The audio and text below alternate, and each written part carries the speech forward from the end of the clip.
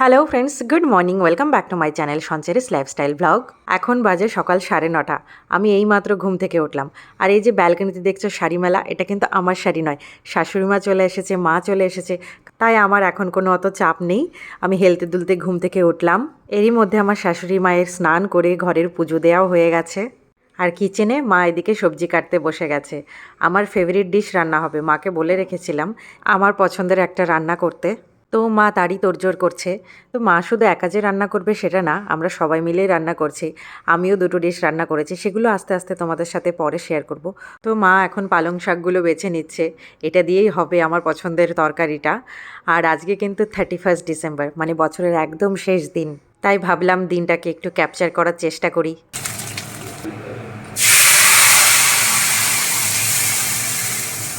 পিঙ্কি দি চলে এসেছে একদম আস্তে আস্তে।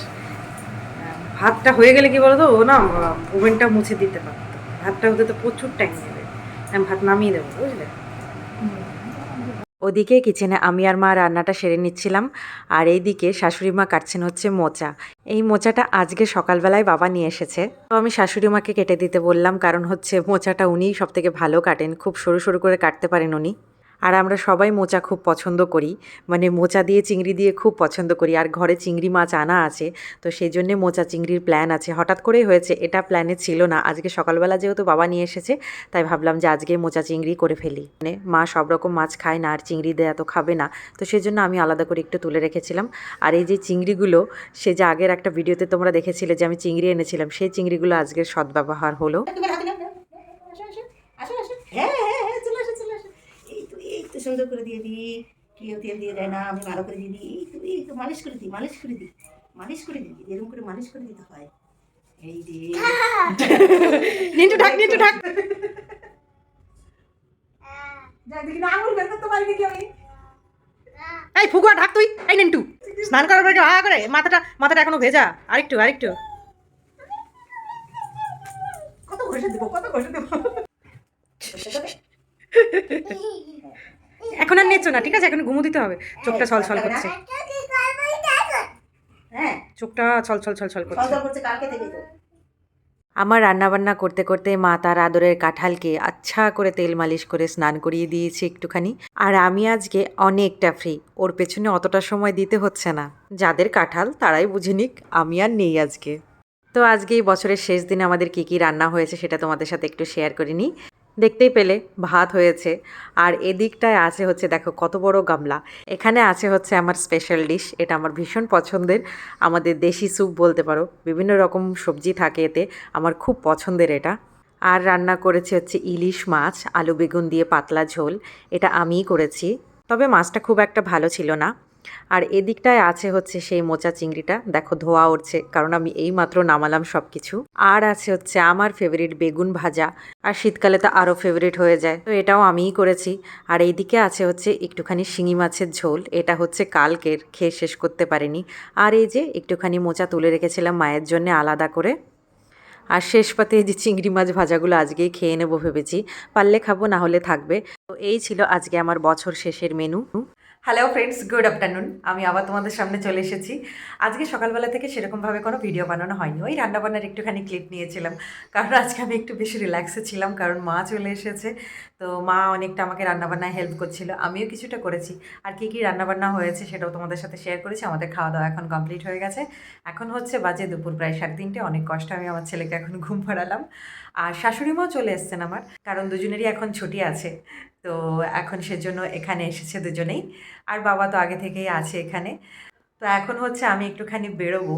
আর কোথায় যাচ্ছি সেটা তোমরা দেখলেই বুঝতে পারবে। আমি এখন যাব হচ্ছে একটু বাইরে। বাইরে বলতে হচ্ছে নিজের হুলিয়াটাকে একটুখানি চেঞ্জ করতে যাব। তার মানে এই ভেবো না যে আমি কসমেটিক সার্জারি কিংবা প্লাস্টিক সার্জারি করতে যাচ্ছি, অত বাবা আমি অ্যাফোর্ড করতে পারবো না।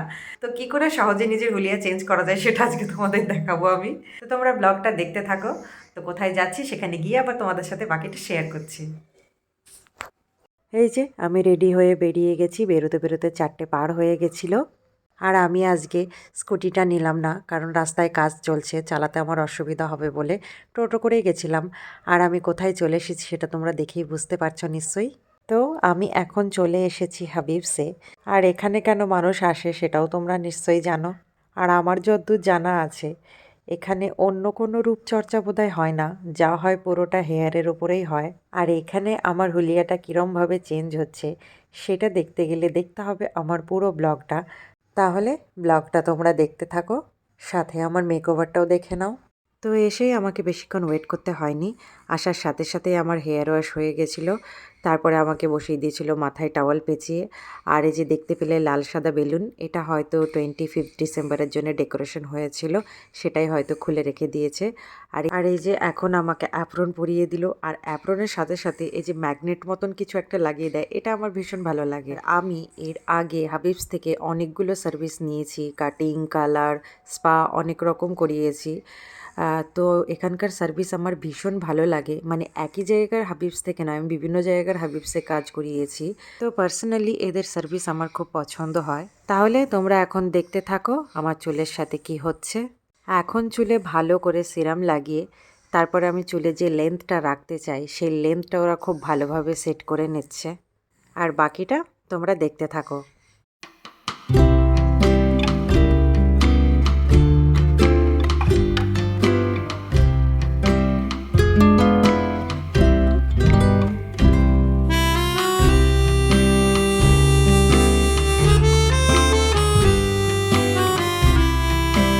তো এই হচ্ছে আমার ফাইনাল লুক। আমি হেয়ার কাটিং করালাম। আর এই হেয়ার কাটিংটা আমি এর আগে অনেক কভার করেছি। আমার খুব পছন্দের একটা হেয়ার কাটিং, মানে এটাই আমার সবথেকে বেশি পছন্দের হেয়ার কাটিং। আর তোমরা হয়তো অনেকেই ভেবে নিয়েছিলে যে হুলিয়া চেঞ্জ মানে যখন পার্লারে গেছে চুলের ব্যাপার, তো ভেবেছিলে যে স্ট্রেট করিয়ে নেবো। একদমই না। পার্সোনালি আমি স্ট্রেট হেয়ার একদম পছন্দ করি না, মানে নিজের জন্যে পছন্দ করি না। অন্যরা করে, খারাপ লাগে না, কিন্তু আমি আমাকে স্ট্রেট হেয়ারে একদমই দেখতে পারি না। তো আমার ওয়েভি হেয়ারই ভাল লাগে। আর লুক চেঞ্জ মানে এরকমভাবে হেয়ার স্টাইলে তো লুক চেঞ্জ হয়েই যায়। তাই আমি বলেছিলাম যে হুলিয়া চেঞ্জ করতে যাচ্ছি। তো হুলিয়া তো অনেকটাই চেঞ্জ হয়ে গেছে না। আর ওখান থেকে বেরিয়ে তো পুরো সন্ধেই হয়ে গেছে।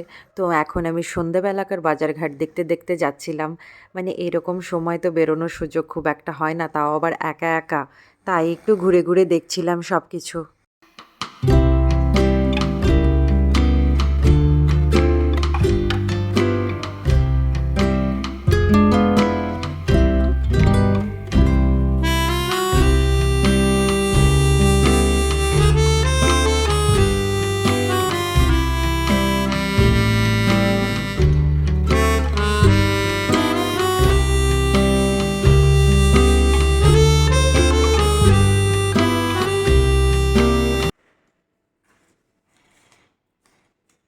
কিরে কিরে, এ কি, এ কি হাঁটার চাল দেখো, এরম এরম করে হাঁটছে। এই আয় আয়, নাও ম্যাচিং ম্যাচিং নাও। কেন মাকে খুঁজছিল? ওরে বাবা, এ কি বের করছিস তুই?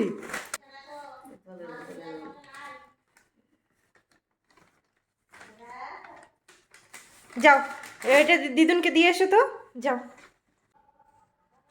তো এই যে আমি ঘরে চলে এসেছি। এখন হচ্ছে সন্ধ্যে 6:30 বাজে। আমি মোটামুটি 4টের সময় গেছিলাম। তো এই যে এই হেয়ার কাট করে আসলাম, এটা আমার কাছে একদম নতুন নয়, কারণ এর আগে এরকম হেয়ার কাট আমি প্রচুর প্রচুর করেছি অনেক আগে থেকে। এটা আমার ভীষণ ফেভারিট হেয়ার কাট, মানে এটাই একমাত্র আমার ফেভারিট হেয়ার কাট। যখন আমার একদম কোমর ছাড়িয়ে চলছিল আমি তখনও এরকম করে কাটতাম। অনেকদিন বাদে আমার এই হেয়ার স্টাইলটা নিলাম, কারণ আমি বোর হয়ে গেছিলাম ওই একভাবে চুল রাখায়। তো এই হচ্ছে আমার হুলিয়া চেঞ্জ। এটাতে আমি ভীষণ হ্যাপি থাকি, মানে এই হেয়ার কাটটা আমি খুব হ্যাপি থাকি মন থেকে। আর আজকে যেহেতু 31, তো তোমাদের অ্যাডভান্স সবাইকে হ্যাপি নিউ ইয়ার পরেও বলবো। আজকে আমাদের প্ল্যান আছে ফ্রেন্ডসরা পিকনিক করব। পিকনিক মানে ওই একটু গ্যাদারিং করব আমরা। 31 প্লাস নিউ ইয়ার সেলিব্রেট করব। তো কী করে আমরা সেলিব্রেট করছি সেটাই তোমাদের সাথে শেয়ার করব এর পরে। আর আজকে যেহেতু মা আছে সেই জন্য আমি ছেলেকে ঘরেই ছেড়ে যাব। আর এই যে আমি আসার সময় কিছু খাবার নিয়ে এসেছিলাম, আর দেখে তো বুঝতেই পারছো যে কী খাবার নিয়ে এসেছি। আর তোমাদের সাথে শেয়ারও করেছি আমি ওয়াও মোমোতে গেছিলাম। আমার কিন্তু মোমো খুব একটা পছন্দ নয়, কিন্তু আজকে যেটা এনেছি সেটা আমার খুব পছন্দের, মানে এই কম্বোটা আমার ভীষণ ভাল লাগে। তো এই কম্বোর মধ্যে কি কি আছে সেটা তোমরা একটু দেখে নাও। পুরোটাই আমি ভেজে এনেছি, কারণ হচ্ছে মা ননভেজ খায় না সেই জন্য। তো এই কম্বো প্যাকে আছে হচ্ছে প্যান ফ্রাইড মোমো, 8 পিস আছে আর দুটো বার্গার আছে, যেটা আমার অলওয়েজ ফেভারিট, মানে আমার বার্গারটা খুব পছন্দের, সেই জন্যই এটা স্পেশালি আনি। আর একটা কোল্ড ড্রিঙ্কস দেয়, সেটা তো আমার ছেলে শুরুতেই নিয়ে টানাটানি করছিল, সেটা তোমরা সবাই দেখেছো। যাই পাপা, আমি যাব, আমি যাব, আমি যাব, আমি যাই, আমি যাই, আমি যাই, যাই আমি। তুমি দিদিনের কাছে থাকো, হ্যাঁ হ্যাঁ। অনেক ম্যানেজ করে আমাকে বেরোতে হয়েছে। সিম্বা তো যাওয়ার সময় কোল থেকেই নামবে না, ও বুঝে গেছিলো যে আমি বেরোবো, তো সেই জন্য ও কোলে বসে গেছিলো। আর তো উপর থেকে তোমাদের একটা ভিউ দেখালাম। সব জায়গায় পার্টি হচ্ছে আজকে, সবাই বিভিন্ন জায়গায় পিকনিক করছে, মানে আমাদের সোসাইটির মধ্যে কত যে টিম হয়েছে তার ঠিক নেই। আর এই যে এটা হচ্ছে আমাদের পিকনিক, এখানে হচ্ছে মাটন রান্না হচ্ছে, এরা দুজন হচ্ছে কুক, শুধু এরা দুইজন বললে ভুল হবে, সবাই কুক। আমাদের পিকনিকে কিন্তু শুধু এই মাটন কষাটাই রান্না হচ্ছে, বাকি সমস্ত কিছু অর্ডার করা হয়েছে। আর এই যে কাপকেকগুলো দেখছো, এগুলো হচ্ছে সমাধি বানিয়েছে, এত টেস্টি হয়েছিল, দোকানের কেককে বলে ওদিকে থাক। আর এই যে হচ্ছে আমাদের সমস্ত স্টার্টার, ড্রাই চিকেন, কাবাব, ফিশ ফিঙ্গার, অনেক কিছু ছিল, ম্যাক্সিমাম নাম ভুলে গেছি, খাওয়ার কাজ খেয়ে নিয়েছি। আর এই যে আমরা সবাই বসে এখন আড্ডা দিচ্ছি। আর আমরা সব বন্ধুরা একসাথে হতে পারিনি আজকের দিনে, কারণ সবাই ছিল না, বাকিরা গেছিল বেড়াতে। আর আমিও অর্ধেক প্রেজেন্ট ছিলাম, মানে আমার বেটার হাফ তো ছিলই না। তবুও আমরা ভীষণ এনজয় করেছি, নেক্সট ইয়ার যাতে সবাই থাকতে পারি সেই আশা করি। এখন আমরা একটুখানি বেরোলাম, বাইরে প্রোগ্রাম হচ্ছে সেটা একটু দেখার জন্যে, আর আশপাশটা একটু ঘুরে দেখব যে কোথায় কারা সব পিকনিক করছে।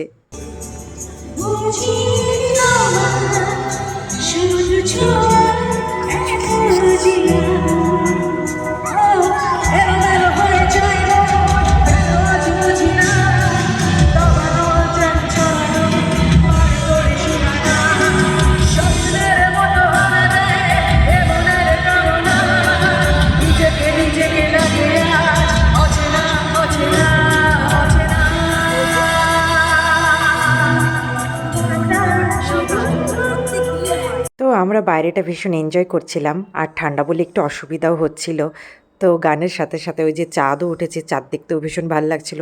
আর আমরা চারপাশটা একটু বেশ ভালো করে ঘুরে নিচ্ছিলাম, বিভিন্ন জায়গায় পিকনিক হচ্ছে ঘরে বাইরে। আর এরপরে কী হয়েছে সেটা তোমরা দেখো।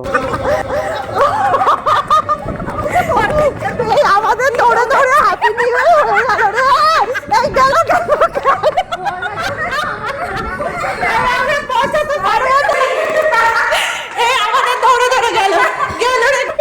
আমাদের মধ্যে আজ এবার লিফটের মধ্যে হ্যাপি নিউ ইয়ার হয়ে যাবে। 58 হ্যাঁ ঠিক আছে, এখন এক মিনিট বাকি আছে, পৌঁছে যাবো, এই পৌঁছে গেছি।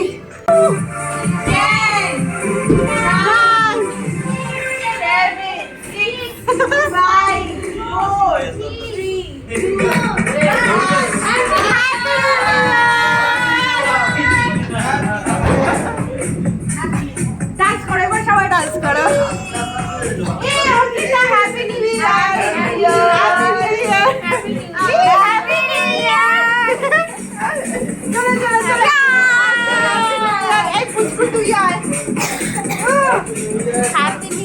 তোমরা তো দেখতেই পেলে আমরা কেমন ছুটতে ছুটতে এসেছি, ওখানে ঘোরাঘুরি করতে করতে আমাদের আর টাইম খেয়াল ছিল না।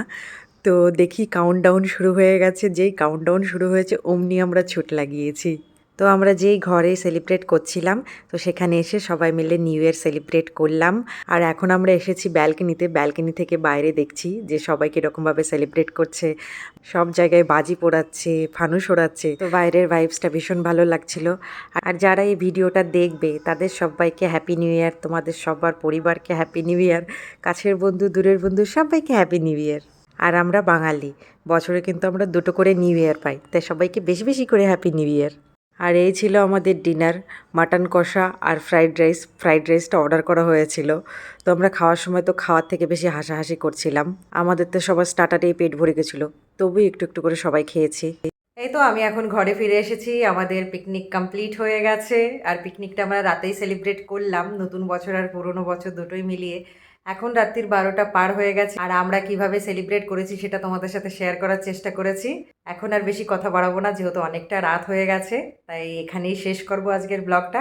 আর শেষ করার আগে তোমাদেরকে আরও একবার হ্যাপি নিউ ইয়ার। আশা করি তোমাদের নতুন বছর খুব ভালো কাটবে, আর এটাও আশা রাখছি যে আমারও নতুন বছর খুব ভালো কাটবে। তাহলে আজকের মতন এখানেই টাটা, দেখা হবে পরে আবার নতুন আর একটা ব্লগে। So good night everyone and happy new year.